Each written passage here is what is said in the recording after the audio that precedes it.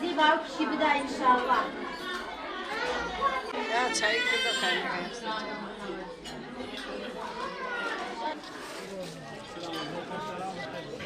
هێرجانەکانی تیوی بەردەچوورە.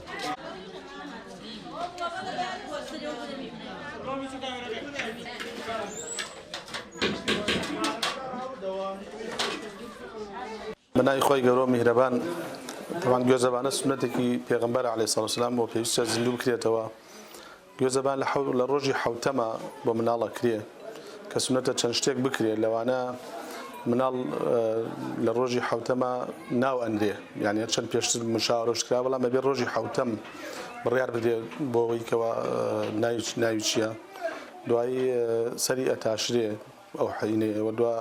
سنەتیش وایە لە ڕۆژی حەوتەمە ئەو مناڵە پاک بکرێتەوە بشۆرێ و بۆ کۆڵی مەلێ بدرێ و هەروەها یەکێ لەوانەی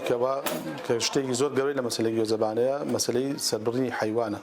لە پێناوی خوای پەروەردگار و دوایی داوەتکردنی خزم و کەسوکار و دراوسیەوانە بۆ ئەو داوەتە ئەوە کە پێوتێک گوێزەبانەیە بە عەرەبی پێوتێ عەقیقە ئەمەش کە بۆ کوڕ و حیوان سەرە بڕێ بۆ کچیش حیوانێک سەرە بڕێ ئەمە سنەتی پێغەمبەر عەلەیهی سەڵاتو وەسەلام و بۆ پیشاندانی ئەوەی کەوا وەکو شکرانە بژێریەک بۆ نعمەتەی خوای پەروەردگار کەوا مناڵێکی بۆ ماڵە بەخشیوە کە ئەو مناڵەوێتە هۆی خۆشی ئەو خێزانە و ئەندامێکی تازە تێدا ئەو خێزانەوە و بۆ دەربڕی سوپاسگوزاری خوای پەروەردگار سەر نعمەتە ئەو سنەتانە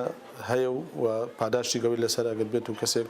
مناڵی هەبێت خوای پەروەردگار مناڵی پێ ببەخشێت کەوا ئەو شتانە بکە.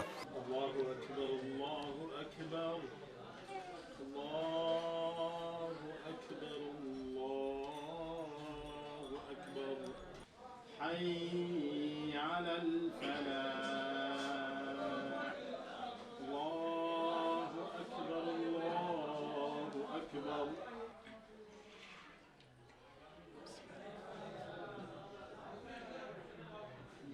ما شاء الله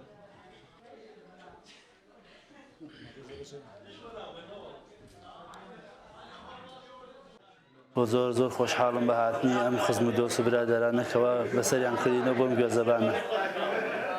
ئەمە سنەتێکی پێغەمبەری خوا صلی الله علیه و سەلەم زۆر دڵخۆشین ئەم سنەتە یعنی چەندێ مناڵمان وێ زندگیگەین و ئێستا زۆر خۆشحاڵین لە ڕاستیە ئیمڕۆ ئەم خزم و دۆست و کەسانەکەوە نزیک بوونەوە و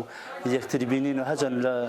لە ڕۆژێکی ناخۆشیان لە ڕاستیەوە بینێن ڤایرۆسی کۆرۆناوە لە ڕاستیە یعنی خەڵک پارێزەکات لە یەکتری بەڵام من لە ڕاستیە ئەوەشمان قسە بەلاوە لە ڕاستیە وەکووە حەزمان کرد ئەم دۆز و خزم و برادەرە کەسانە کە نەمان بینی یعنی نزیک بووینەوە لە یەکتری چاومان پێ بکەی و ئەم سنەتی پێغەمبەر صلی الله علیه و سەلەم زیندوو بکەینەوە داواکەم لەو خەڵکانیشەکەوە مناڵیان ئەبێ یعنی ئەم سنەتی پێغەمبەر صلی الله علیه و سەلەم یعنی زیندوو ڕابگرن لە ڕاستیە یعنی هەموو سنەتەکانی نەکو هەر ئەمە ئێمە هەوڵ بدەین ئەو سنەتانەی کەوا پێغەمبەری خوا صلی الله علیه و سەلەم کردوویەتی لە ڕۆژانەیە ئێمەش هەوڵ بدەین یعنی پابەند بین پێوە ئێمەش لەو ڕێبازەوە یعنی دینداریەکەمان زیندوو بکەینەوە و یعنی خۆمانی پێ سەربەست بکەین بۆ دنیا بە قیامەتمان.